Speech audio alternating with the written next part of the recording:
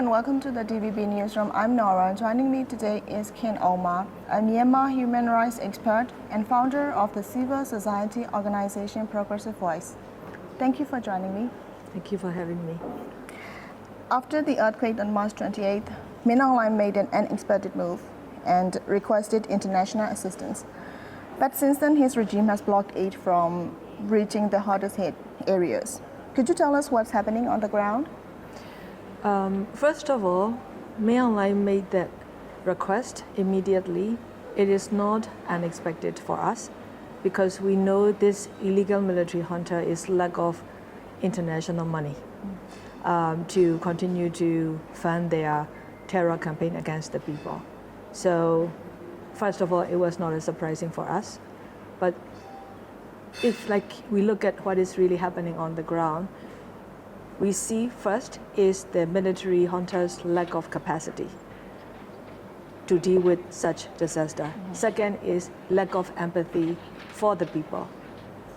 And we see even intentional negligence of this military. Or even to some extent, in order for the affected communities or the earthquake victims to get necessary rescue or the relief, we are seeing even more intentional, not only negligence, but also it's sort of like a revenge. Overall, we can say that this military is in fact weaponizing the aid to the people. Why do we say that they are weaponizing aid? Is because we see that the aid from both local and international are not able to flow to the needing people in time, in the very moment when the people could still save people's lives. And there are roadblocks and also the restriction on the local volunteers, even in cases of the arrest, for example, we're seeing that. And international rescue missions from different countries with the good faith and goodwill that they want to come and really save the people's lives are not able to have the full access to the areas where they could still save lives. So I think it's a very intentional move by this military junta in how they block, obstruct the international aid and also the assistance rescue missions. And it's a part of their weaponization of the aid. And in fact, we're even now very worried as they just announced to hold the election by December 2025, which is, of course, they already announced it before as well. But now, right after not even 2 weeks after the devastating earthquake, they announce it again. What that tells me is that they are repeating the same old playbook of what they did back in 2008 during the Cyclone Nargis. They let the people die, and they manipulate and obstruct and weaponize the aid, international aid, even using as a bargaining chips to get the people's votes in order for them to adopt their military drafted 2008 constitution. Are we seeing the same pattern repeating again? So this is a very dangerous months ahead of us as the international aid donors and international governments and UN agencies are trying to bring these millions of dollars. So the question now is, where is this going to end up? So what risk do aid workers and local volunteers face in this environment? There are many. I can see that there are many different challenges that they will face. Of course, for the international rescue missions, will they be allowed to enter the country? Second is, will they be allowed to have access to the areas where they see that the people need assistance? Of course, now the time already passed the window opportunity of saving people's lives.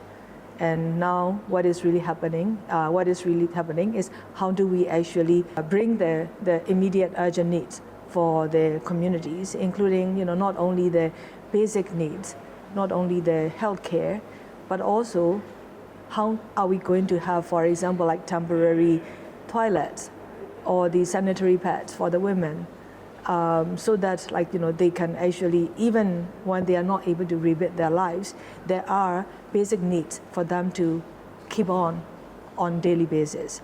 So I think these are the challenges we have now, where I see that Myanmar civil society organizations and frontline humanitarian responders, including the CDM medical doctors and healthcare workers, they are very strong and very committed, right? So you see them like responding in every way possible that they can.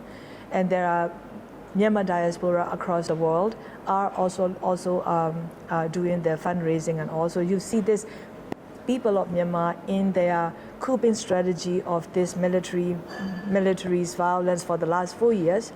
They are again mobilizing after the earthquake to really help out each other in this what I call as people-to-people coping strategy. And I see that is happening all over. But again, what we're seeing is on April 5th, this military made another announcement of the policy where the CSOs or those who will help from the other non-affected areas of the earthquake can only come when they get the permission.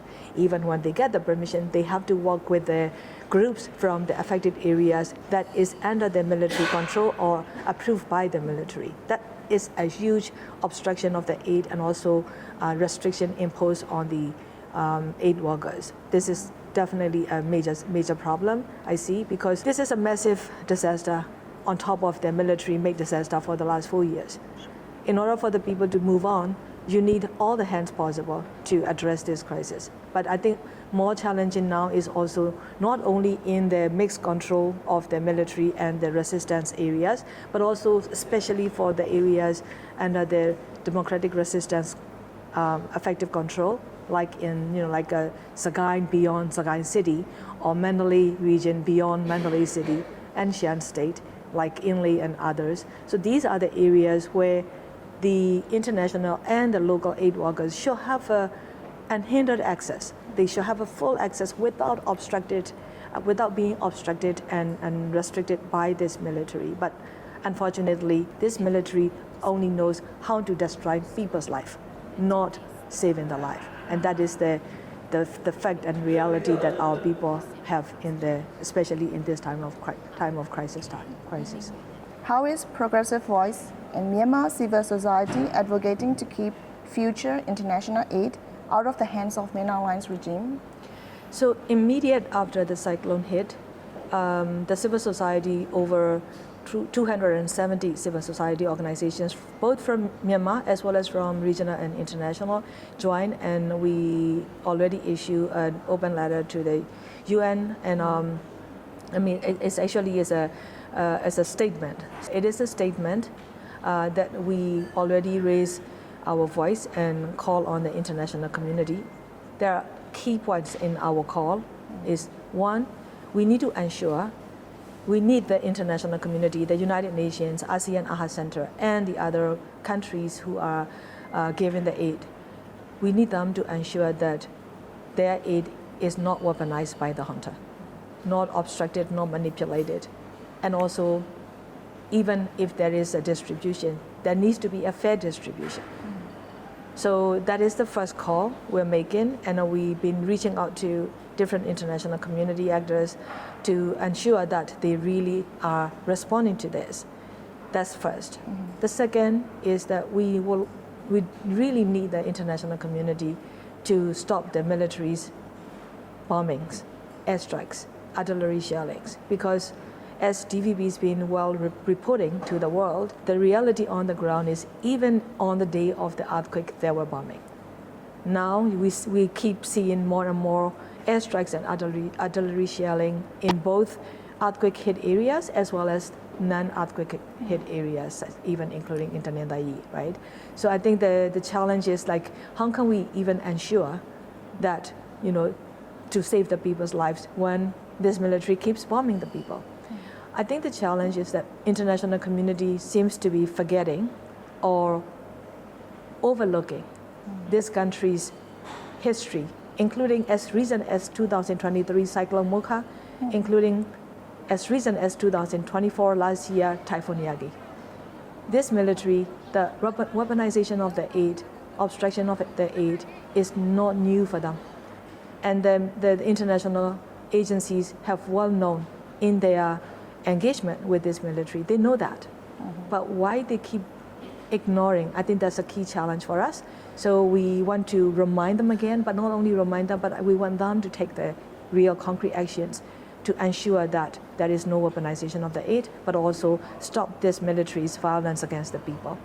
I think the other areas of our advocacy is we know there are international presence in the country, like the UN agencies and the INGOs. And when it comes to the aid, they are the key actors at the front line from the international side. Are they doing enough? In our eyes, they're not doing enough. They need to step up. For example, like when they are to work with the Myanmar Red Cross, how are they going to ensure that aid is really reaching? They cannot just give the money or the aid, this plane loads of aid into the hands of these people. They need to go along with them. They need to make sure that make the recording and make the documentation, and make sure that they understand also the ground complexity and the reality when the military will manipulate them, and that they are not even. Also, they have to make sure that they are not used as a propaganda.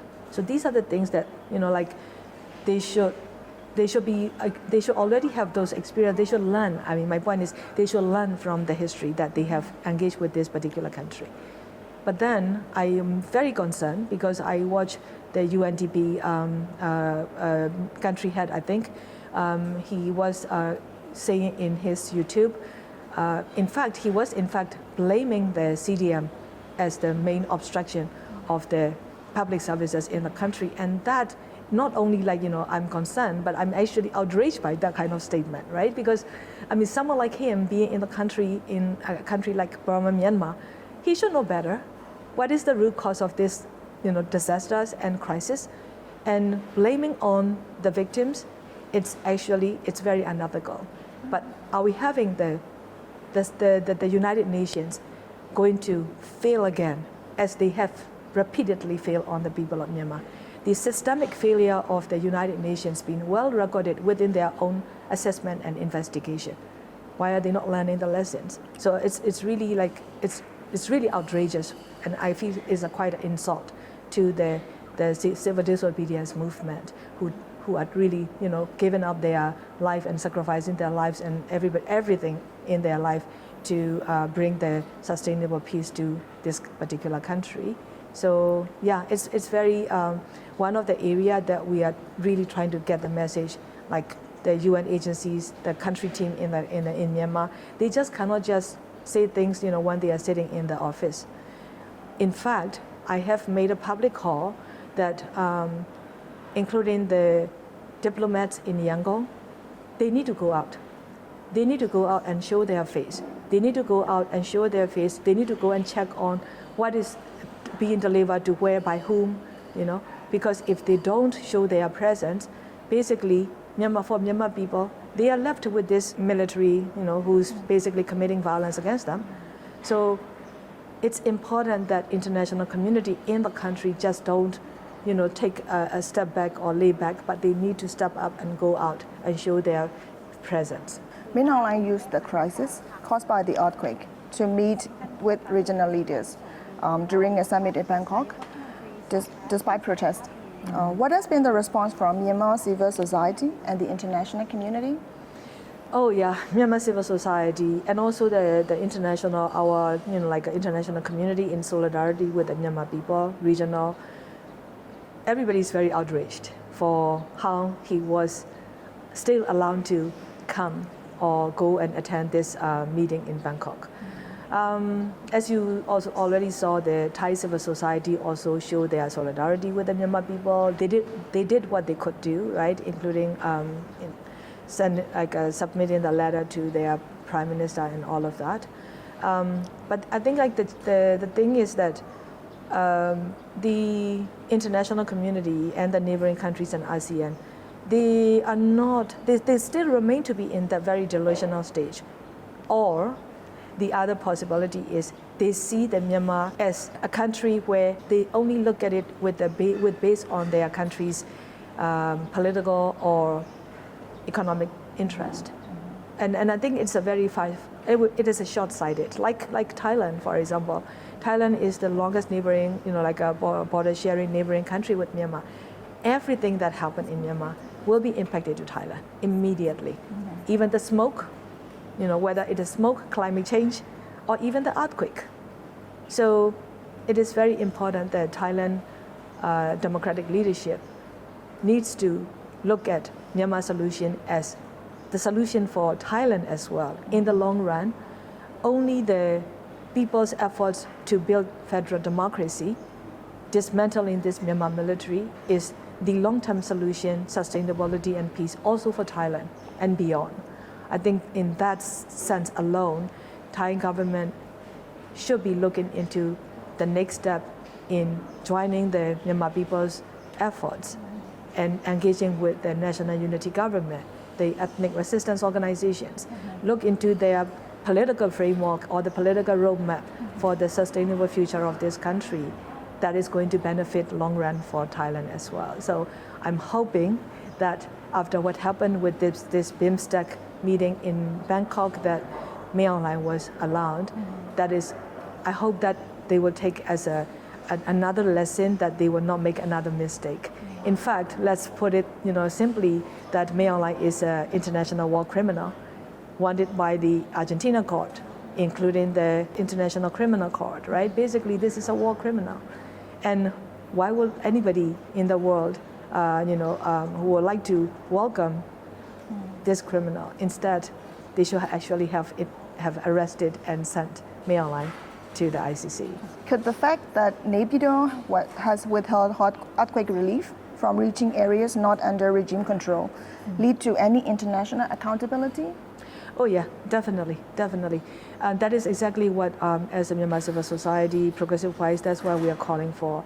Because, if you look at the areas where the junta is blocking access, it's the areas where the democratic resistance have their effective control. And that's also the areas where this Myanmar military keeps bombing. So in that case, the aid being sent to the military needs to be held accountable. Then there has to be a transparency. It's always the case. I don't understand why the world will be so, not the world, the United Nations or those big agencies will continue to fall on the same mistake, again and again. Because the thing is, at this particular case, in this time, what they should be making is making it public, making it transparent, so that people can also be a part of the monitoring system. The civil society can be a part of the monitoring system. So why would they just keep following, what the military ordered them? So I think it's important that they also are held accountable for their the aid that they are sending in. After all, that aid money from the different international governments is actually the taxpayers' money of their own citizens, and that need to be held accountable. So I would call on them. I would say that they need to really team up with the civil society as well.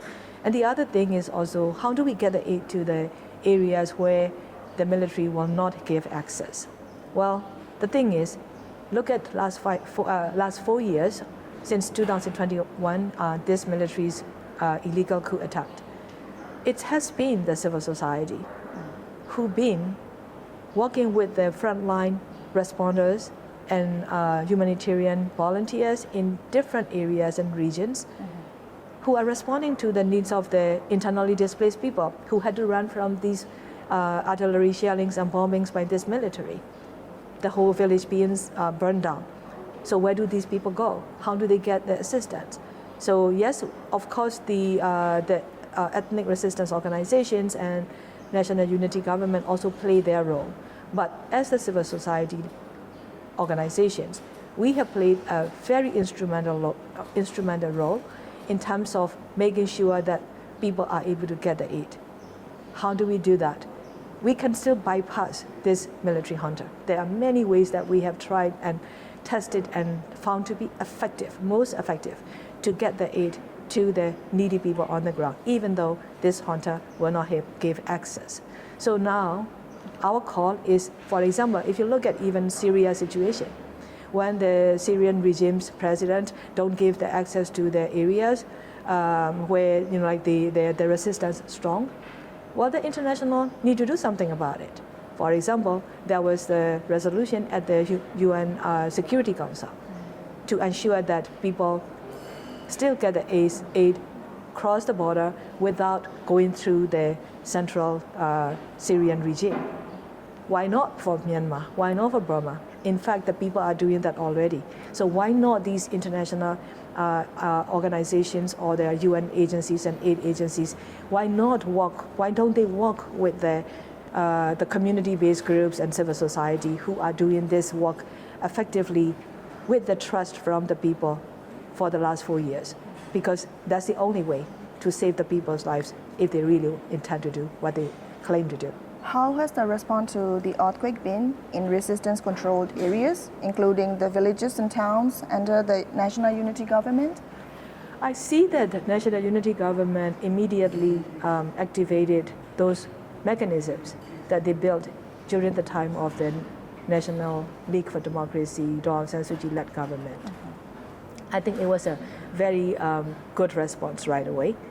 And then I can see that they are responding in terms of also like getting the information out to the world, as well as also seeking the help from the international community. The good faith diaspora communities are also joining that kind of that effort. So I think it's very good that they are doing. But I think what we can do more is that the civil society and the National Unity Government can do in more collaboration, which is something I know is going to happen because this is how we all respond in the in times of this kind of crisis. So that is good, but I think the challenge is from the international community. They need to really talk to the NUG. I mean, after all, this is a legitimate interim government of this country. So why would they just keep going to the illegal entity who's killing the people and obstructing the aid and weaponizing the aid? So why don't they just talk to the National Unity Government? I mean, you saw how the UN, this Under Secretary General, who is the chief of the natural disaster and aid, I think his name is Tom Fletcher. I mean, if you look at his visit alone, of course he had to go. We understand that. They have to go to Naypyidaw. We understand that.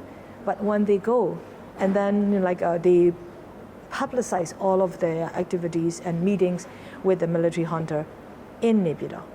But what happened to the legitimate stakeholders of this country? Are they talking?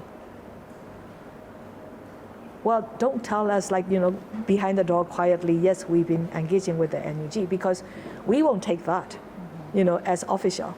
They need to actually publicize it as they have been publicizing of their trip to Naypyidaw. Why not? Especially our call is that these international actors need to comply with the very principles of the humanitarian aid delivery, such as impartiality, neutrality.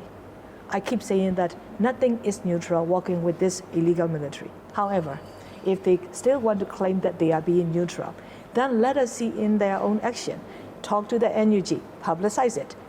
Let the people of Myanmar know that they are talking to the legitimate government of this country. Let the people of Myanmar see that they are actually collaborating with the legitimate authorities of this country. But as long as if they don't do that, we won't be able to have any trust and confidence in them, especially knowing that they are only, in this engagement with the military, knowingly that they won't get access to the areas. I think it's also important, when they ask the military for the access, they have to make sure that even they are given the quote-unquote access, their aid missions cannot jeopardize our people's lives on the ground.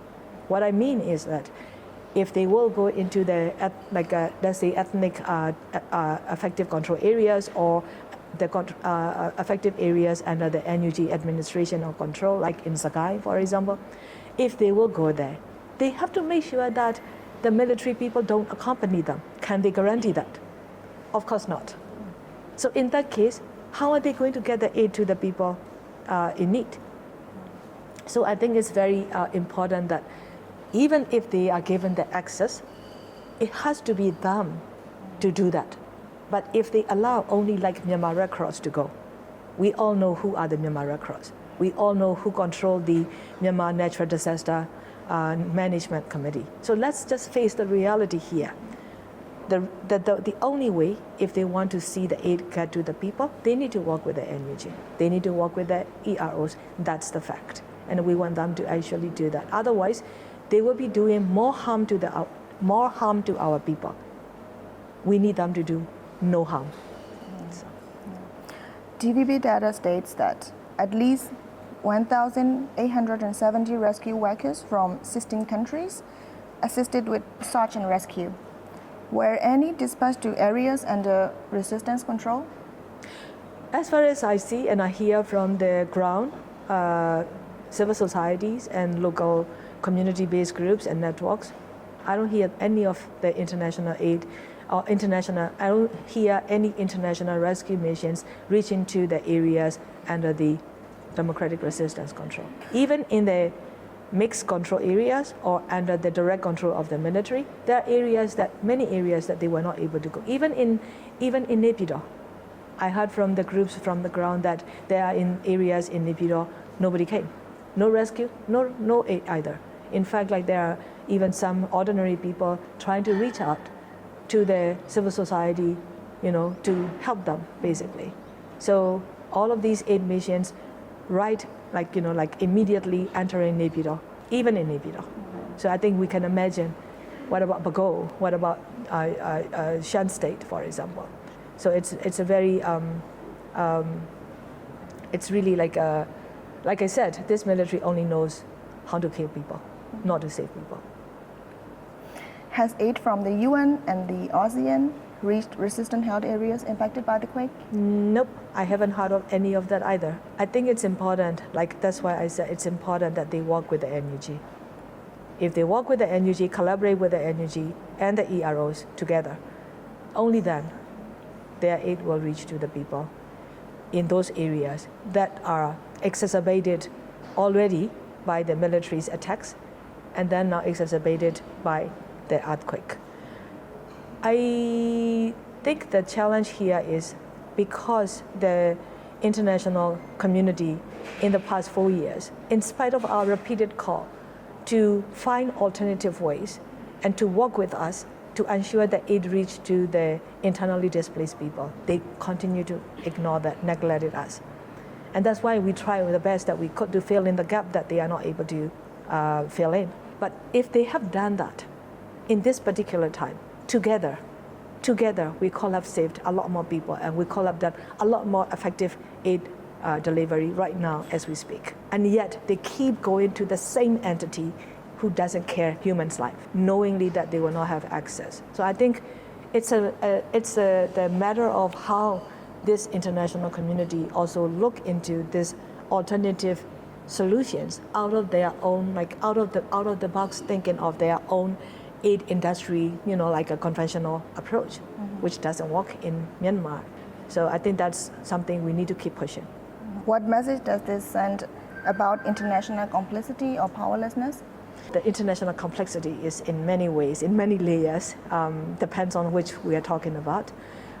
For example, like in the last 4 years, all of these militaries, airstrikes, for example, the countries who keep providing the military aid or the military weapons, like China, they're completely complicit, even goes beyond and complicit, right? Because they are in fact aiding and abetting this Myanmar military to be able to do what they are doing, which is killing the people.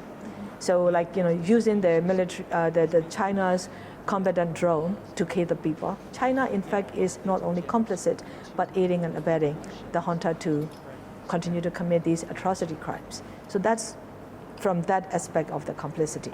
But let's look at the international aid. How can that be also a complicity? So in the current time when the aid come in, if the aid donors or if the aid agencies don't put necessary measures in place for the transparency, accountability, the to ensure the fair distribution of the aid, but also to ensure that this military will not weaponize this aid for their political gain, including, like what I said, what the previous military regime did during the Cyclone Nargis could come back another cycle for this current male-aligned junta. What if they use this international aid to really pressure the most vulnerable population who are so desperate for their daily survival by giving a rice and oil here and there, just in order to really use as a bargaining chip for their election purpose? How are the international community going to ensure? We have given all the warning here.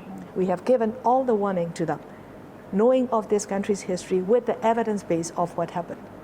But if they don't do what they're supposed to do, meaning they will become even far more complicit in ongoing hunters' crimes. If they cannot stop the military's bombings, make sure that their aid is not weaponized. But if they cannot even ensure their aid being weaponized, meaning while the military have the more increased leverage to use their aid to weaponize, and then they continue to bomb the people and kill, in that case, they are already a part of this complicity of this military. And this is something that they need to understand, that Myanmar civil society is not going to shy away. We have been warning them and calling out on the danger of the risk of their involvement and engagement with the military junta being complicit in the junta's atrocity crimes. Do you think the death toll from the earthquake will reach as high as Cyclone Nargis, as some have predicted? I think this is something, what I learned from the U.S. Geological Group agency, right? They predicted over 10,000. But now, according to the DVB documentation, is already perhaps closer to 5,000, right? Will that go to the level of the Cyclone Nargis? Maybe not. But I think the challenge here is our country is so prone with the different natural disasters, right? So aftermath of Cyclone Nargis, whatever the other things, what if there is a cholera outbreak? What if because of the coming cyclone there will be more death tolls coming? Not necessarily immediately because of the earthquake. That, in all of that risk calculation, this disaster is not going to stop here. And that is for sure. And that is where the international community need to really look into that post-earthquake, other potential natural disasters in combination, where this country is leading. And that's the very reason that they need to work with the people, not with this military junta, because they're not going to be able to address this effectively if they only work with the junta. Sure. Before we wrap up, is there anything else you'd like to share with the people of Myanmar? For the people of Myanmar, with the people of Myanmar, first, of course, this is really devastating for our people on top of everything that's been happening to their life. I just want to say that please hang on. I think only when we are together, we will be overcome. Those of us who are, including for myself, outside the country, we're trying the best that we could, whatever we could, not only to alleviate their sufferings, but also to really achieve the goal of this spring revolution. Both young and old from different generations are trying to achieve. So let's hang on, please hang in there. Let's hang on to each other together and continue to do the best that we could to really get rid of this military and build a future that is bright and also with a hope. We have a hope. There is a bright future ahead of us, but that future will only be possible. That future for the young generations will only be possible when this military is held accountable by law and dismantled. This military institution must be dismantled. Only then we'll have a bright future ahead of us, and we just have to try the best we could. At this moment, for the earthquake victims and affected communities, including Progressive Voice, we are trying the best. We are doing the best we could starting from the 24 hours of the earthquake and carrying on every day. We're doing, including the aid to reach to the impacted communities. So please hang in there. We'll see the light. We'll achieve what we want. We just need to hang in together and not to be manipulated by this military again in this particular time as we are close to the victory. So thank you for your time. Thank you.